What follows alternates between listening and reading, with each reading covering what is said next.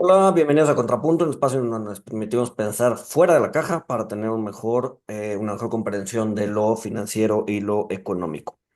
En el capítulo de hoy vamos a hablar un poco de lo que pasó, de lo que pasó con DeepSeek y qué implicaciones tiene para, eh, para el ambiente de inteligencia artificial. Esto ya pasó hace un par de semanas, y eso ya nos da un poco la capacidad de ver pues, un poco más profundo el panorama y no simplemente al calor de la noticia. ¿En qué me gustaría concentrarme? Más que explicar qué fue lo que pasó, de eso ya hemos escuchado mucho, hemos hablado mucho. Me gustaría ver, pues, poner una idea sobre la mesa y es que si la inteligencia artificial ya se está volviendo un commodity o no. ¿Qué quiero decir con un commodity? Pues prácticamente que es algo que puede ser sustituido fácilmente, ¿no? Que hay, digamos, en donde hay eh, muchos elementos que pueden, o muchas otras inteligencias artificiales que pueden sustituirla, ¿no? Un mercado en donde hay muchos sustitutos para la inteligencia artificial y no unos cuantos como ChatGPT o como Gemini, etcétera, etcétera, ¿no? Entonces, aquí lo importante no es que DeepSeek sea china o no, si tiene censura o no, eso realmente no importa, ¿no? Eso es simplemente bajar o subir un chip, digo un chip, no, un switch, y le quitas la censura, ¿no? Y no hay problema, ¿no? Ese no es, mucha gente está enfocando en eso no es lo importante. Lo que DeepSeek vino a hacer es bajar un poco las barreras de entrada para que la gente pueda, con poco presupuesto, hacer su propia inteligencia artificial. Y en ese sentido, pues vamos a empezar a ver cierto aumento en el número de inteligencias artificiales o de modelos de inteligencia artificial hacia el futuro, lo que va a implicar que pues este comportamiento monopólico que habíamos tenido con algunas inteligencias artificiales, OpenAI con ChatGPT, etcétera, etcétera, pues, no necesariamente se vuelvan ya tan relevantes, ¿no? ¿Qué trajo DeepSeek? Trajo eficiencia, ¿no? Mucha eficiencia. Eficiencia, por ejemplo, el ChatGPT era un gran sabelotodo, era solamente una máquina que tenía que saber de todo, mientras que DeepSeek lo que hizo fue hacer expertos, distintos módulos expertos, ¿no?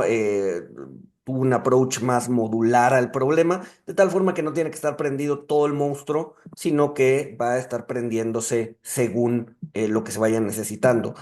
El uso de la información en términos de, por ejemplo, puntos decimales, mientras que OpenAI utilizaba para sus cálculos 32 puntos decimales, DeepSeek solamente utiliza 8. Y ustedes dirán, bueno, o sea, ¿qué tiene que ver los puntos decimales? Tiene que ver muchísimo, porque eso implica memoria de trabajo en las computadoras o en los procesadores, y el hecho de reducir a, pues, entre 4, ¿no? De 32 a 8, se libera muchísima capacidad de procesamiento y eso lo vuelve mucho más eficiente.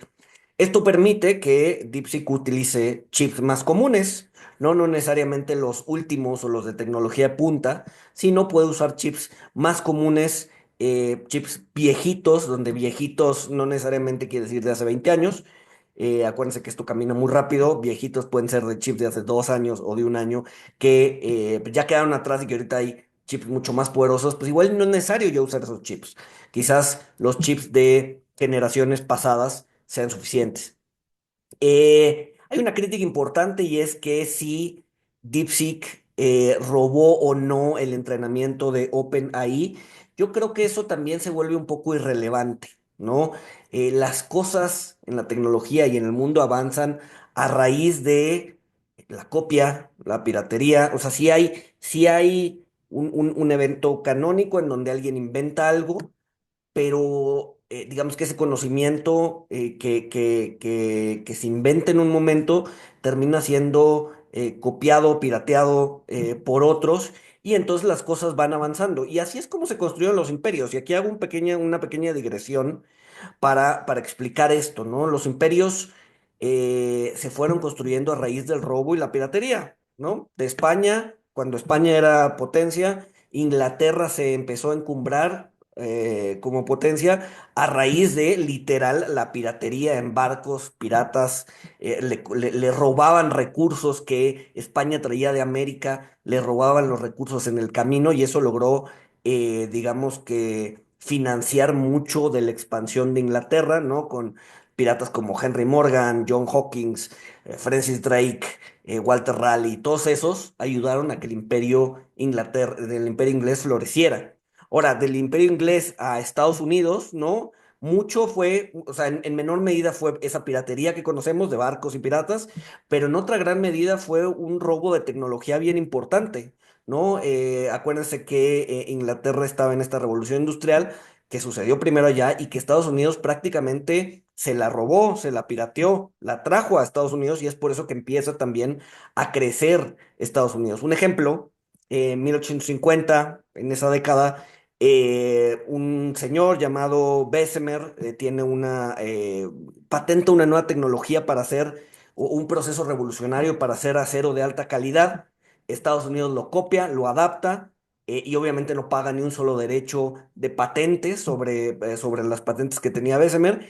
Y a raíz de eso, uno de los grandes titanes de la industria, llamado Andrew Carnegie, logró usar esa tecnología para crear su imperio de acero en Estados Unidos. Pero él no lo creó de la nada, él se lo copió, lo pirateó, lo robó de la revolución industrial que pasaba en Inglaterra.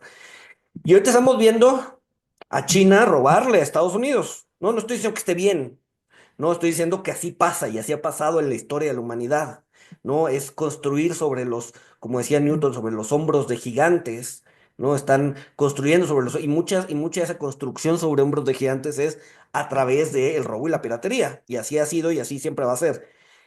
Ahorita quizás no hay una piratería de barcos, pero sí hay una piratería y un robo de tecnología muy importante. Entonces, no quiero decir que esté bien lo que hizo o lo que se presume que hizo DeepSeek, que fue robar el entrenamiento del modelo de OpenAI, pero es algo que sucede, ¿no? Que sucede y que eventualmente va a generar que todo este ecosistema de inteligencia artificial se democratice, ¿no?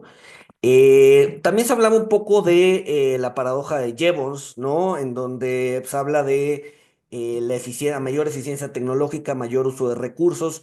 Es decir, uno pensaría que a mayor eficiencia, pues los recursos se optimizan y se utilizan menos, pero no, la verdad es que como todo mundo se democratiza la tecnología y entonces pues hay más personas usándolo, aunque sea más fácil y más barato hacerlo y por lo tanto pues al final del día la demanda por esos recursos crece. Y ahora, dicho todo eso, ¿qué implica para las Magnificent Seven, por ejemplo, para las acciones? Yo pensaría que es positivo para las que desarrollan inteligencia artificial. ¿Por qué? Porque ya están posicionados, ¿no? Son las grandes empresas que ya están posicionadas, que les va a salir más barato hacerlo, que con el capital que le están inyectando a la inteligencia artificial van a poder hacer más cosas, siempre y cuando lo adopten, ¿no? Y vemos un caso, y a ver, que no necesariamente esto sucede, ¿no? Vemos el caso de BlackBerry, por ejemplo, o de Nokia en su momento que llegó Apple, vino con nueva tecnología y Nokia dice, "Pues, ¿sabes qué? Eso de las pantallas táctiles no me funciona, no va a servir, es un fad, es una moda, ¿no? Y por lo tanto no lo adopta y pierde un market share impresionante que se lo terminan robando las empresas que sí adoptan esa tecnología. Entonces, si quieren mantener esa cuota de mercado y subirla y seguir siendo relevantes, pues obviamente van a tener que adaptarse a estas nuevas eficiencias que trajo o que mostró DeepSeek que se pueden hacer. Entonces yo pensaría que sí se van a adaptar y por lo tanto estaría bullish para todas estas empresas que hacen estos desarrollos de inteligencia artificial. Para lo que no estaría tan bullish son para las empresas que hacen chips muy especializados. Es justamente esta eficiencia lo que te permite es usar recursos menos avanzados y no necesariamente los chips más especializados, que además son los que se venden más y que seguramente son los que tienen más margen, ¿no? Entonces podremos ver una canibalización del mercado en empresas que podrían tener chips baratos. No necesariamente de última, que apliquen la última tecnología, pero que funcionen para seguir impulsando todo este revolución de la inteligencia artificial. También digamos que eh, pues los impedimentos que está poniendo Trump para que China y otros países no compren estos chips, pues también ayuda a que estos países, ¿no? China, por ejemplo, pues tengan o hagan sus propias empresas, ¿no? Esas restricciones terminan tarde o temprano empujando la innovación al interior de China, ¿no? Entonces, pues probablemente veamos mucho más competencia en este sector, y eso podría no necesariamente ser tan positivo para estas empresas que generan chips, ¿no? Entonces, bueno.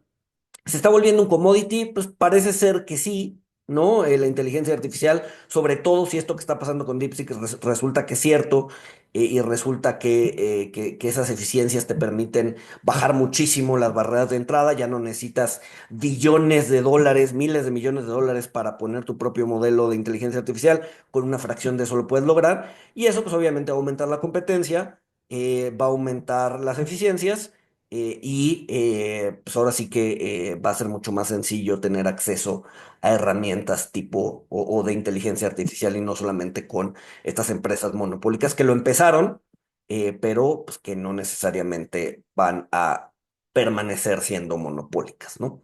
Entonces, bueno, esa es la reflexión de esta semana de Contrapuntos. Si les gustó, compártanlo, suscríbanse, denle like, comenten, y sin más, nos escuchamos el siguiente martes. Saludos.